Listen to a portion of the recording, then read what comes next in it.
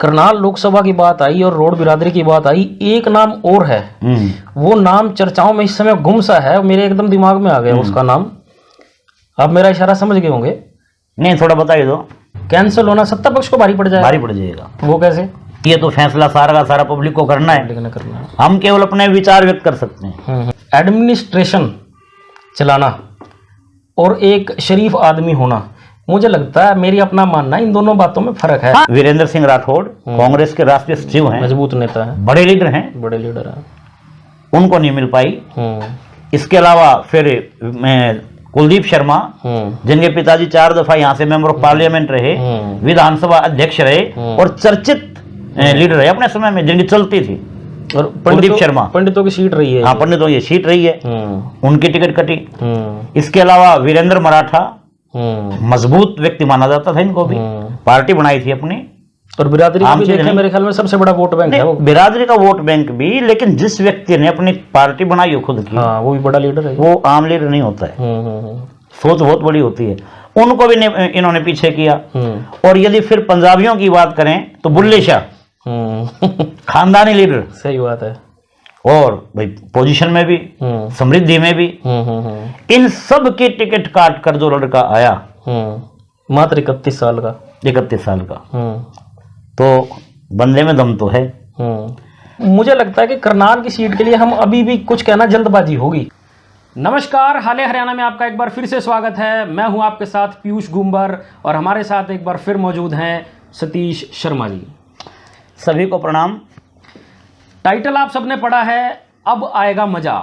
जी हाँ, क्योंकि करीब 1 महीने से लोकसभा चुनाव जब से घोषित हुए, हरियाणा में भारतीय जनता पार्टी ने अपनी सभी टिकटें जो हैं वो घोषित कर दी थी। जो प्रत्याशी हैं वो मैदान में थे, लेकिन मुख्य विपक्षी दल कांग्रेस या हम कहें इंडिया गठबंधन, वो मैदान में नहीं उतार पा रहा था अपने जो प्रत्याशी हैं। उसी के चलते जो भारतीय जनता पार्टी के प्रत्याशी थे उनके भी कई बार, और खुद हम कहें कि मनोहर लाल खट्टर का भी ये बयान कई बार आया कि मज़ा नहीं आ रहा है मैच में, और मज़ा जनता को भी नहीं आ रहा था, और मज़ा हमें यानी कि जो मीडिया के लोग हैं उन्हें भी नहीं आ रहा था। तो अब कम से कम मज़ा शुरू हो चुका है, हम भी मज़े लेंगे और आप भी मज़े लीजिए। तो ये जो टिकटें डिक्लेयर हुई हैं, इन टिकटों के ऊपर, कांग्रेस पार्टी की जो टिकटें डिक्लेयर हुई हैं, इन पर आज हम चर्चा करेंगे सीट दर सीट कि कितना दम है इन कैंडिडेट्स में, क्या कुछ है, क्योंकि करीब 2 दिन हो गए, हमें भी एनालिसिस करना पड़ा हर एक सीट का। क्या वाकई ही जो जिन प्रत्याशियों को उतारा कांग्रेस ने उतारा है, जो दावेदार हैं, वो वाकई में ही भारतीय जनता पार्टी को कोई टक्कर दे पाएंगे या नहीं।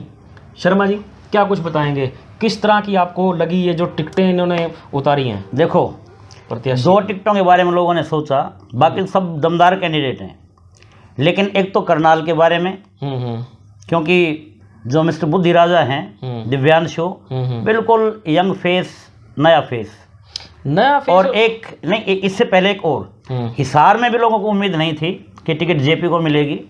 उम्मीद थी लोगों को कि वहां से ब्रजेंद्र सिंह इलेक्शन लड़ेंगे।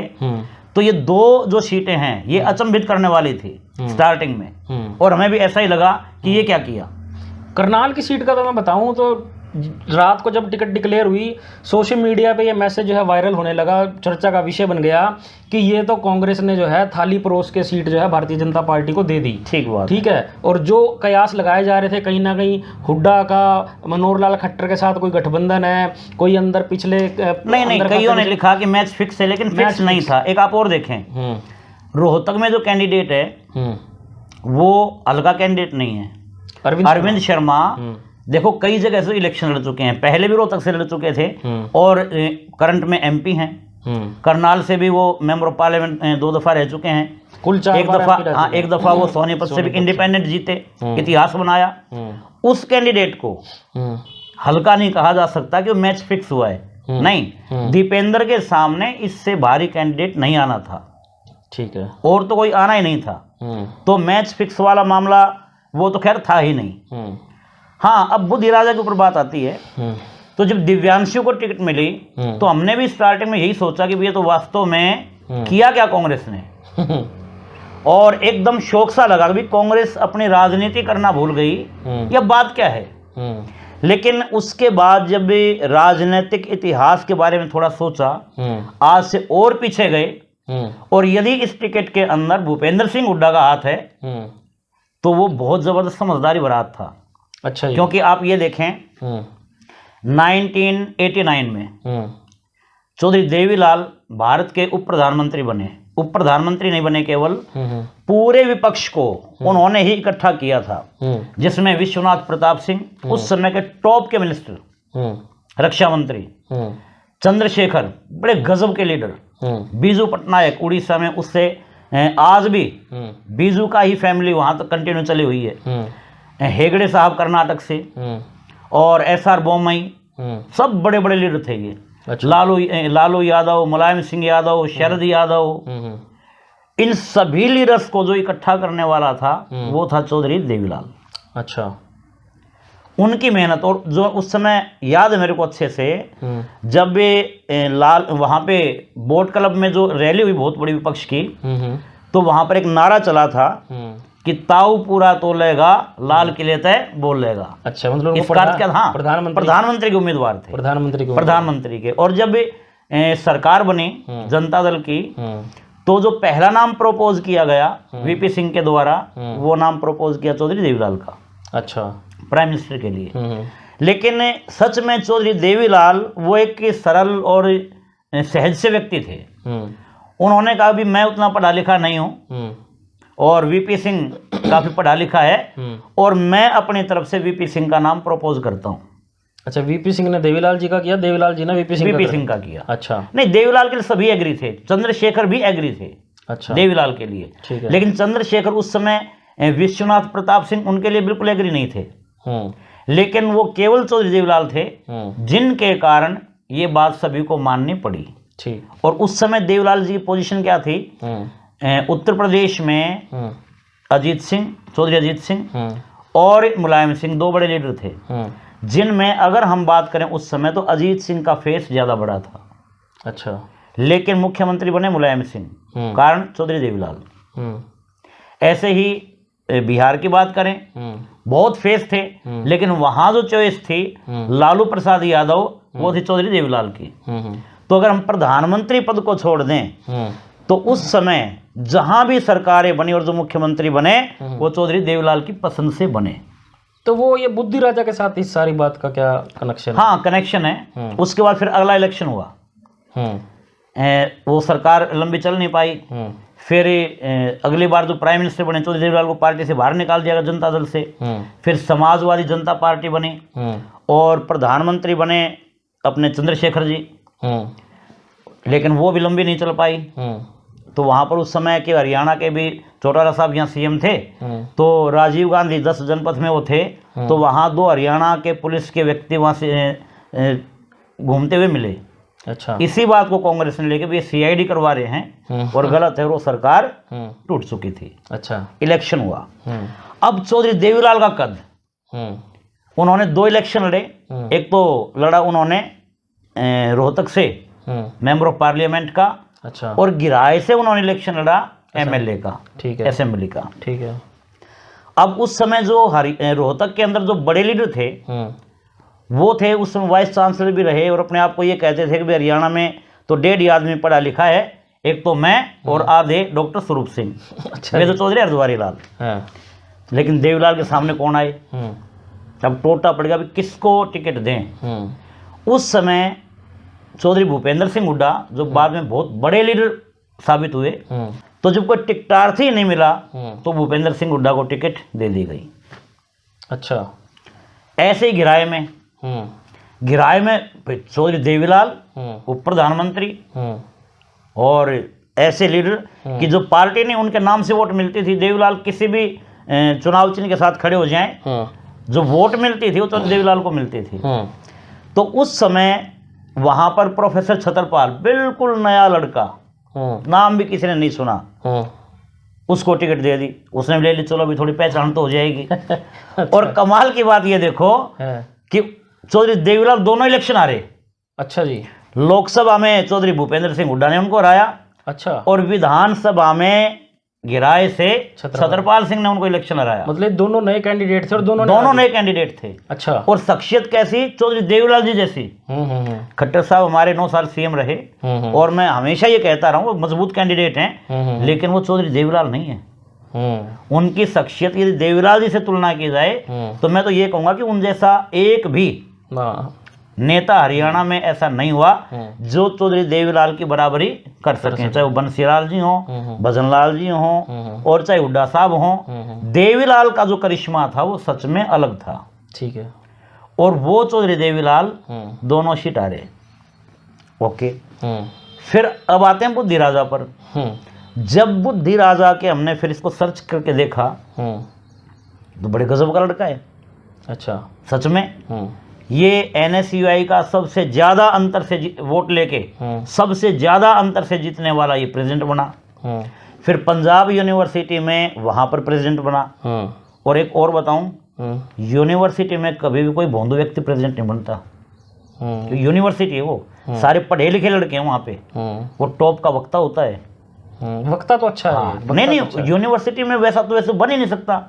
आप कन्हैया कुमार को देखो, किसी को भी देखो जो किसी यूनिवर्सिटी में प्रेसिडेंट बना है, वो शानदार वक्ता होता है। माहौल को बदलने का कि उसके अंदर कला होती है और लोगों को अंदर से उद्वेलित कर देता है। तो जब मैंने इस बुद्धि राजा को देखा और इसके बारे में पढ़ा, फिर इसके मैंने कुछ इंटरव्यू सुने और ये भी कि भी उन्होंने जो हमारे उस समय मुख्यमंत्री थे खट्टर साहब, उनके खिलाफ उन्होंने प्रश्न उठाए बेरोजगारी को लेकर।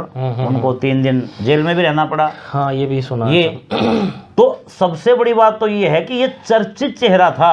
आम लोगों के अंदर उतना नाम नहीं था, लेकिन जहां जहां ये रहा हर जगह ये अभी तक एक विजेता के रूप में उभरा है। हाँ, अभी तक 3 चुनाव लड़े हैं। और यूनिवर्सिटी का भी मैं बताऊं, हरियाणा की यूनिवर्सिटी नहीं थी कोई, वो पंजाब यूनिवर्सिटी, हरियाणा का लड़का। हाँ, दूसरा ही लड़का है हरियाणा का। और नॉन पॉलिटिकल बैकग्राउंड, सबसे बड़ी बात ये है जी। हाँ, एक ये भी बेनिफिट जाता है। ऐसा पहले 2 लोग करते थे, तो ओम प्रकाश चौटाला जी करते थे, चौधरी देवीलाल भी कर देते थे। यहाँ से पीरूराम को टिकट दिया था। चौधरी देवीलाल हर इलेक्शन में 1-2 व्यक्ति बिल्कुल आम घर का पकड़ के उसको टिकट दे देते थे। ऐसा ही आम आदमी पार्टी ने भी किया। किसी भी आम को पकड़ते और उसको टिकट दे देते।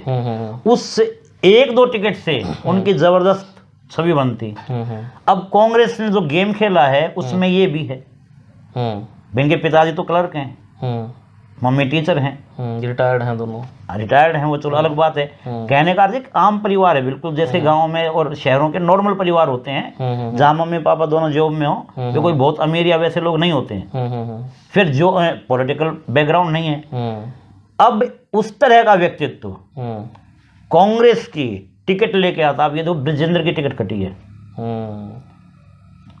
वीरेंद्र सिंह डूमर खां और उनके बेटे जो IAS थे और साथ में वो भाई मौजूदा करंट MP भी थे और सत्ता पक्ष में थे, छोड़ के आए टिकट के लिए, उनकी भी टिकट कट गई।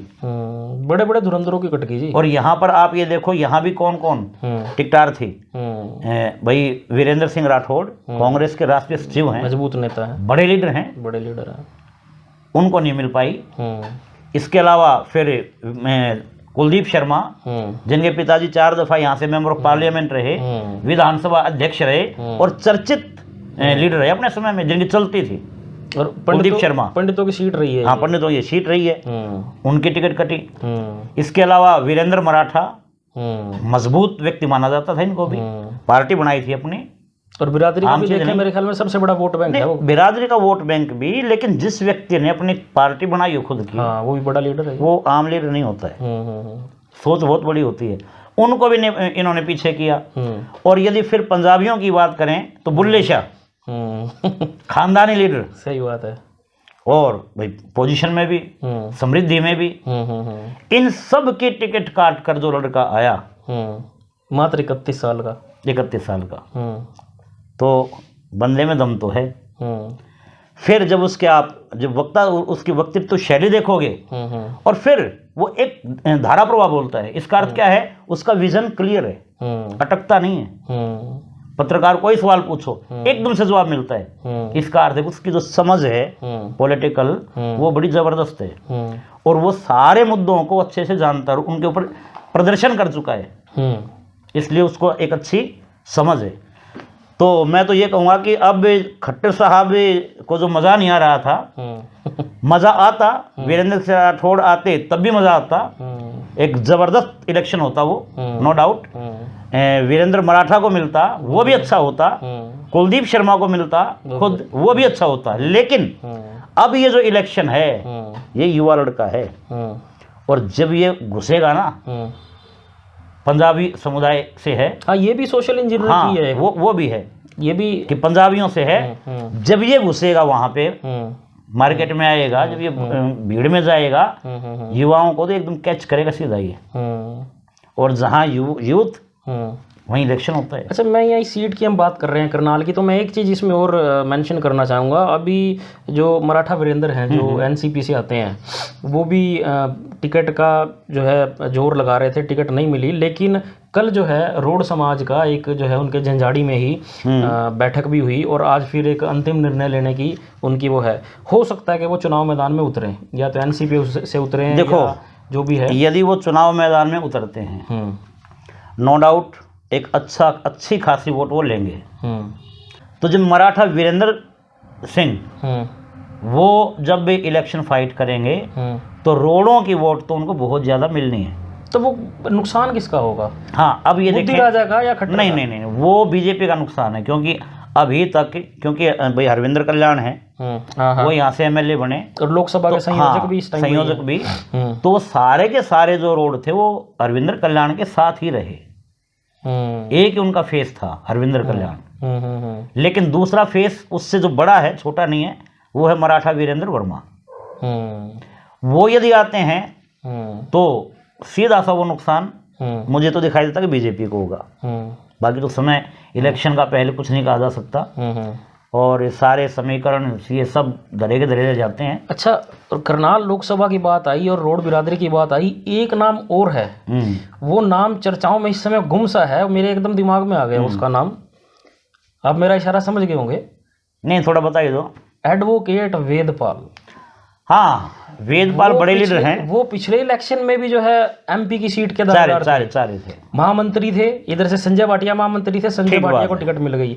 6 महीने बाद एमएलए का चुनाव आया, घरोंडा की उनकी पृष्ठभूमि रही है, घरोंडा की लेकिन उनको दावेदार थे, वो भेज दिया गया पुंडरी। ठीक बात है। अब भी वो प्रचार में कहीं दिखाई नहीं दे रहे हैं। देखो, जहाँ तक वेदपाल जी की बात है, वो पार्टी के निष्ठावान कार्यकर्ता रहे, वो कम से कम विरोध तो करेंगे नहीं। हाँ, निष्क्रिय हो जाते हैं, उसका फर्क जरूर पड़ता है। वो एक किस्म का विरोधी होता है, निष्क्रिय होना। हाँ, निष्क्रिय होना भी नहीं, विरोध में और उसमें बहुत अंतर है। लेकिन निष्क्रिय होने से फर्क पड़ता है, विरोध में आने से तो बहुत फर्क पड़ जाता है, कोई भी लीडर हो। लेकिन इस समय करनाल की जो परिस्थितियां हैं वो बड़ी रोचक किस्म की हो गई हैं। ये चुनाव सबसे वैसा चुनाव बनेगा, थोड़े से दिन बाद देखना। एक तो रोहतक और एक ये दोनों जो चुनाव होंगे ये बड़ी गहमा गहमी के होंगे। देखो, रोहतक का तो शुरू से दावेदारी जताई जा रही है, और मीडिया के जितने भी रिपोर्ट्स आ रहे हैं कि दीपेंद्र हुड्डा वो जीतेंगे। लेकिन ये हाई प्रोफाइल चुनाव होता है।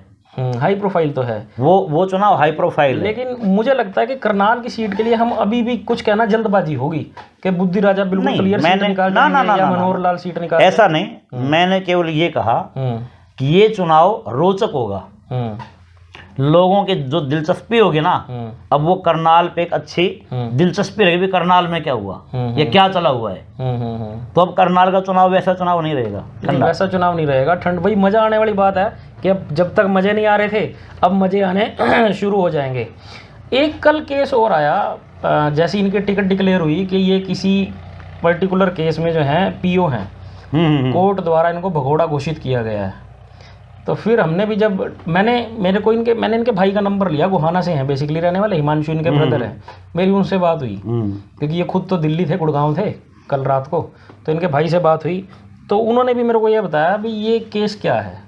ये केस कोई ऐसा बहुत बड़ा कोई ऑफेंस वाला केस नहीं है, कोई क्रिमिनल केस नहीं है भाई, कोई कत्ल बलात्कार या ऐसा कुछ नहीं है। अगर ऐसा होता तो अब तक पकड़ भी लेते।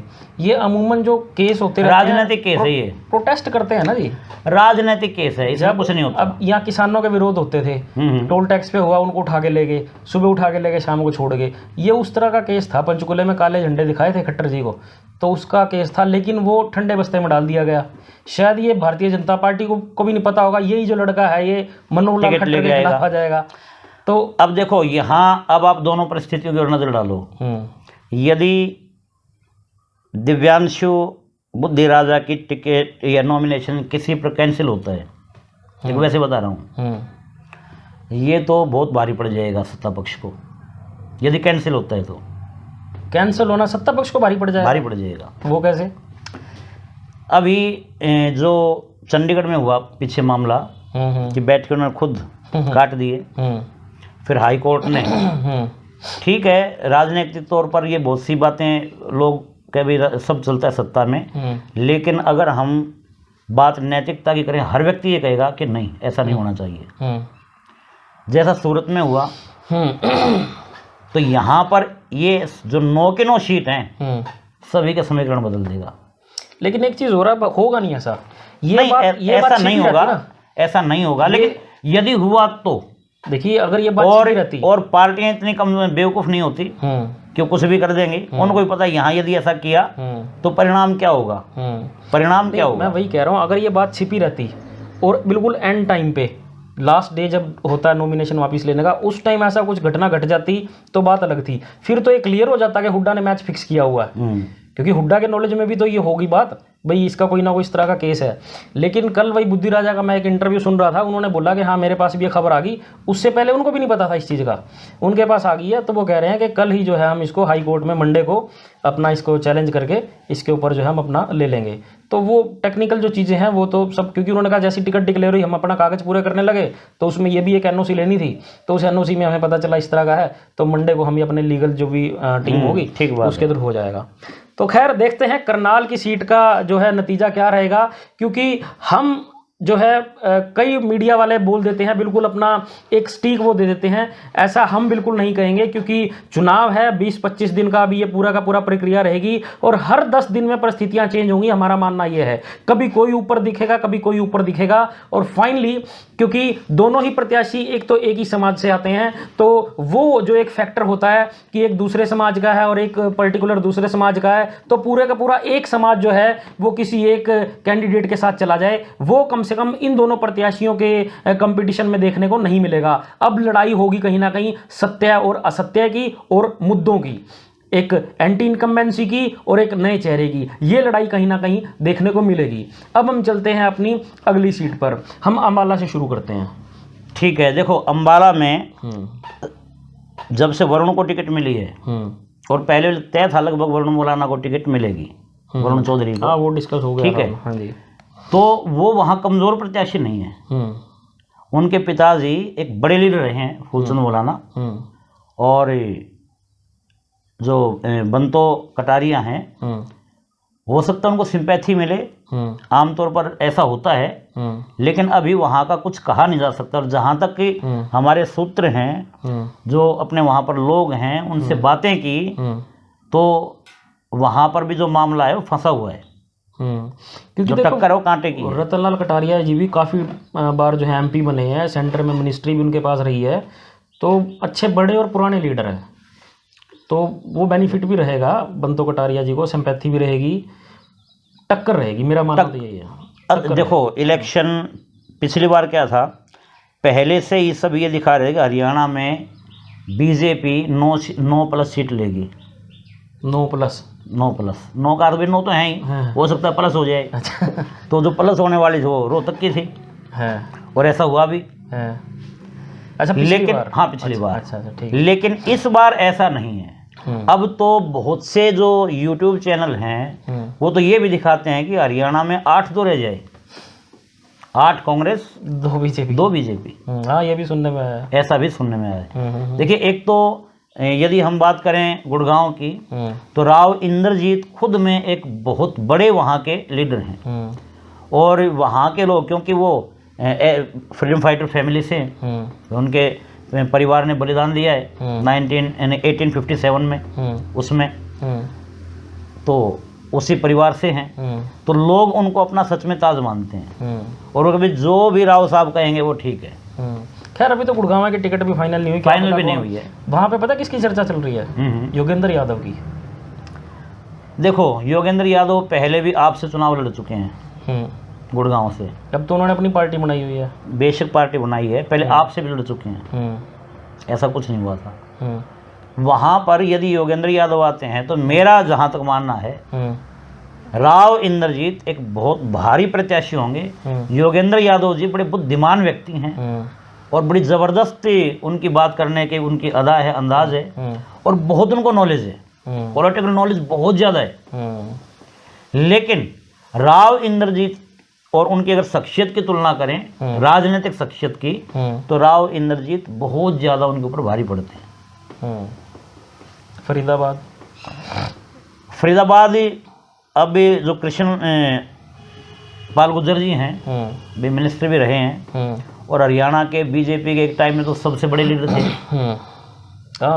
सीएम आज भी उनकी एक अपनी अच्छी पकड़ है।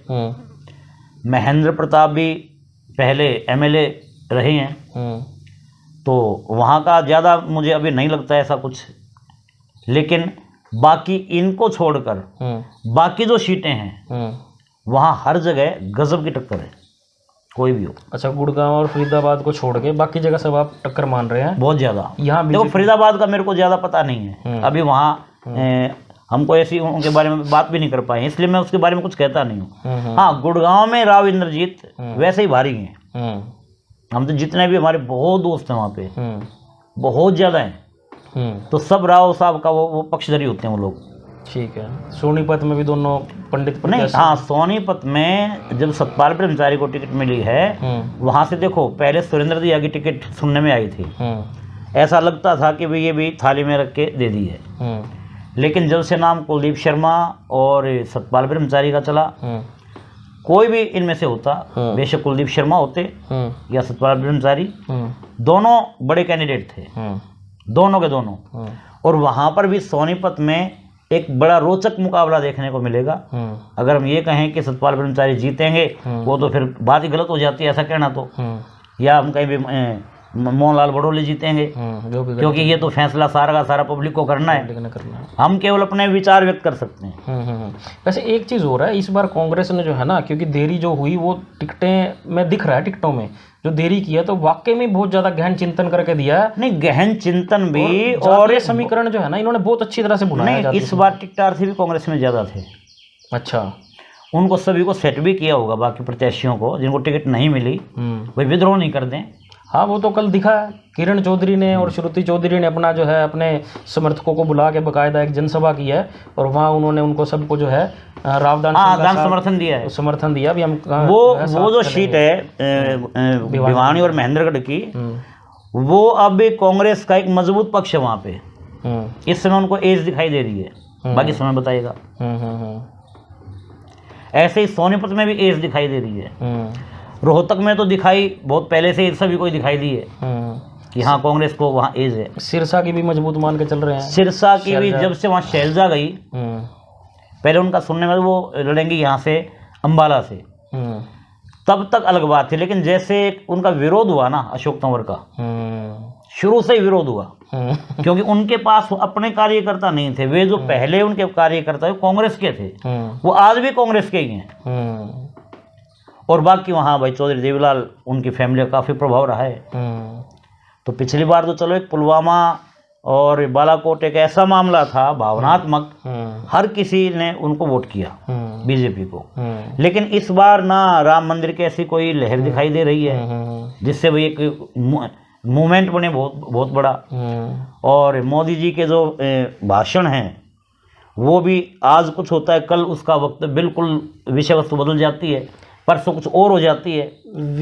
आज उसी बात के पक्ष में बोल रहे हैं, कल विपक्ष में बोल रहे हैं, तो दिखाई तो दे रही एक चिंता।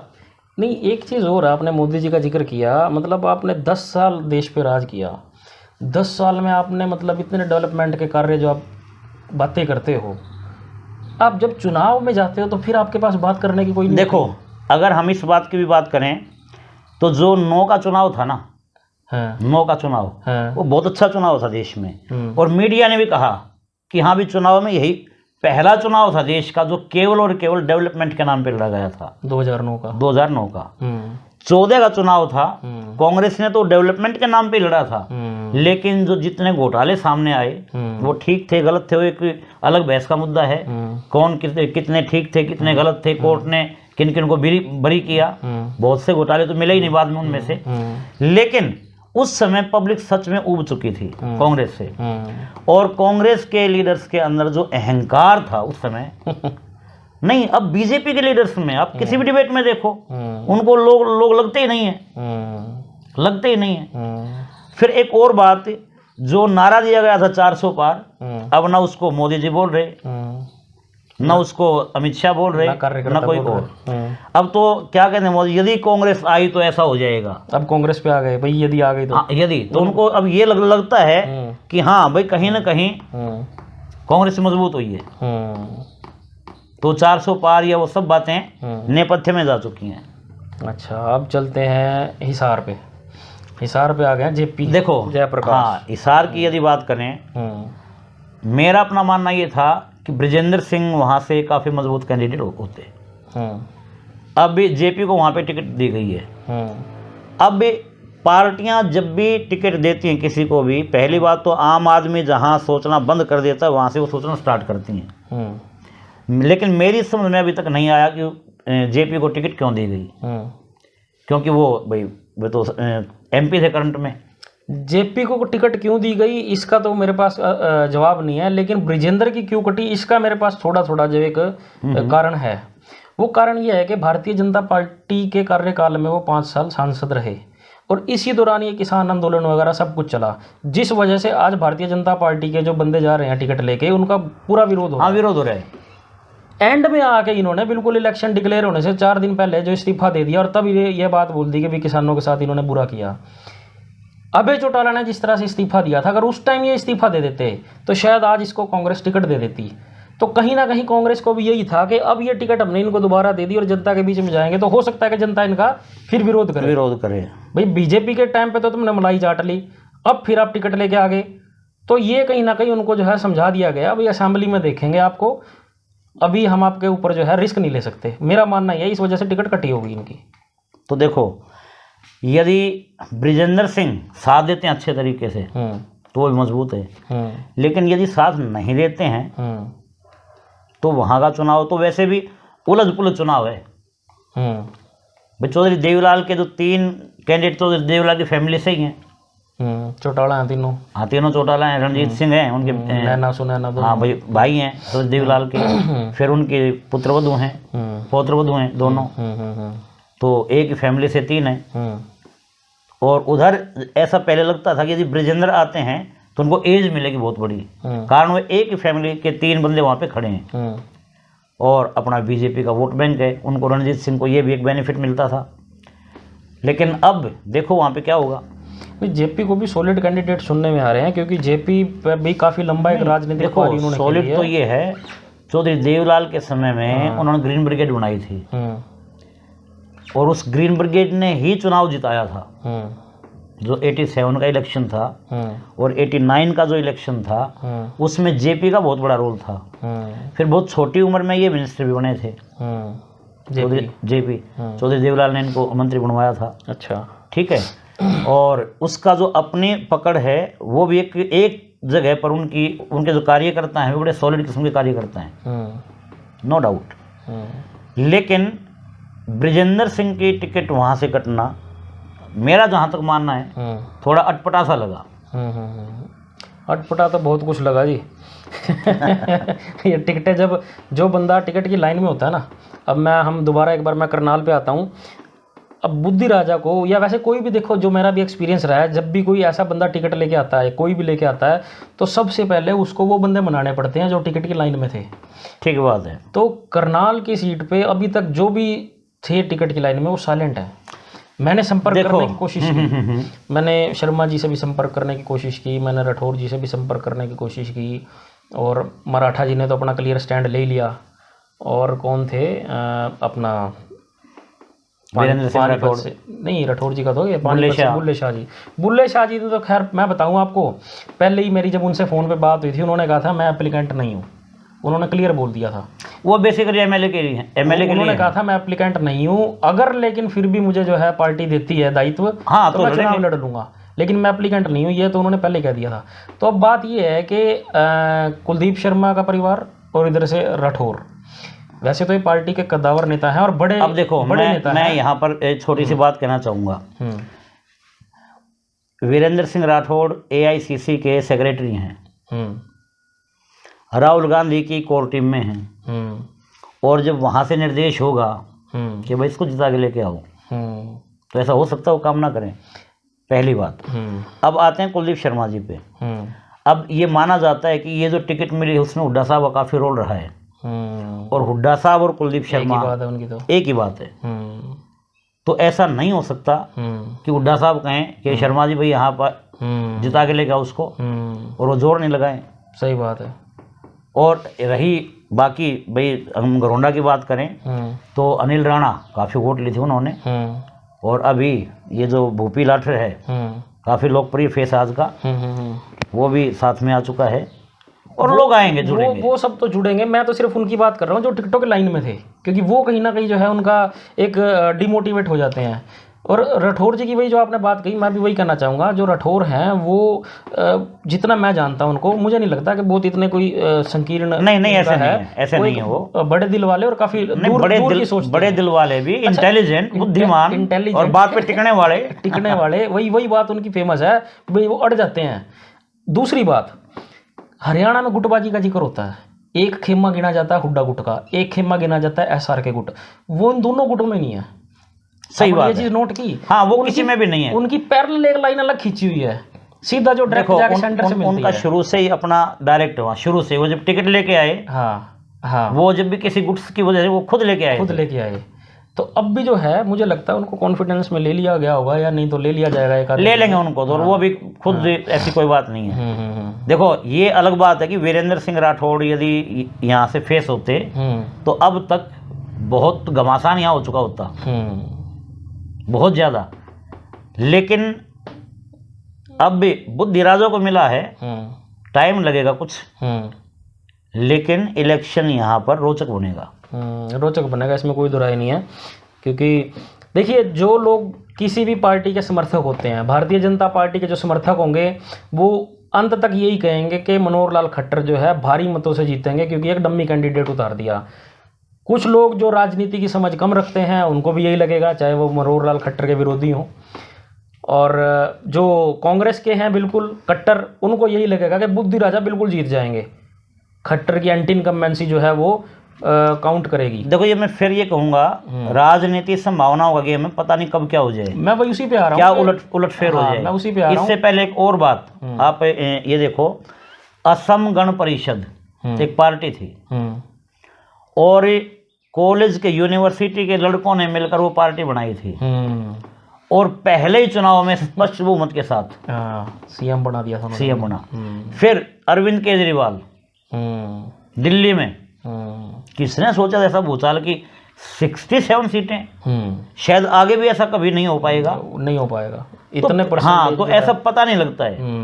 और उन्होंने ये कहा बार बार, शीला दीक्षित 15 साल की मुख्यमंत्री तो लोकप्रिय मुख्यमंत्री रही, बोले जहां से शीला जी लड़ेंगी वहीं से लड़ूंगा, कहीं से भी लड़ो, और उनको हरा के आए थे। नरेंद्र मोदी के खिलाफ भी तो लड़ने गए थे वाराणसी। अच्छा, एक चीज़ और देखो, चलो उस टाइम तो कांग्रेस का पूरे एक एंटी लहर चल रही थी, ठीक है, लेकिन उसके बाद देखो 10 साल हो गए नरेंद्र मोदी को दिल्ली में बैठे हुए, उनके दिल्ली में होने के बावजूद भी 3 बार दिल्ली उसके नीचे से दिल्ली साफ हुई है, 3 बार दिल्ली जो है। और फिर जहाँ तक एंटी इनकम्बेंसी की बात है, यदि नहीं होती तो मनोहर लाल खट्टर जी प्रदेश के सीएम होते। चलिए खैर दर्शकों, आपको कैसी लगी हमारी चर्चा और किस तरह आप देखते हैं इन सभी सीटों को? बहरहाल एक सीट अभी पेंडिंग है, वहाँ पर कौन उतरेगा ये भी वक्त बताएगा, उस पर भी अभी कहीं ना कहीं गहन चिंतन जो है कांग्रेस पार्टी कर रही होगी। बाकी जो और क्षेत्रीय दल हैं उनकी टिकटें कुछ जो रहती हैं वो आनी अभी बाकी हैं। और पर्टिकुलर अगर हम करनाल की बात करें तो कम से कम 1 या 2 दिन और लगेंगे, स्थितियां बिल्कुल क्लियर हो जाएंगी। उसके बाद जो है सभी के सभी जो खिलाड़ी हैं वो पिच पर होंगे और कौन फिर किस तरह से बल्लेबाजी करता है और कौन किस तरह से फील्डिंग सजाता है, ये जो है कहीं ना कहीं उन नतीजों पर असर डालेगा। इस तरह की विश्लेषण और चर्चाएं आप देखते रहिए हमारे साथ, हमारे इस यूट्यूब मंच और फेसबुक मंच पर। हाले हरियाना आप देख रहे हैं। जो कोई भी पहली बार हमारे इस वीडियो को देख रहा है, हमारे दोनों मंचों के साथ जुड़िए ताकि आगे आने वाले जितने भी वीडियोज़ हैं आप तक आपके फ़ोन के माध्यम से सीधा पहुंचते रहें। धन्यवाद। प्रणाम।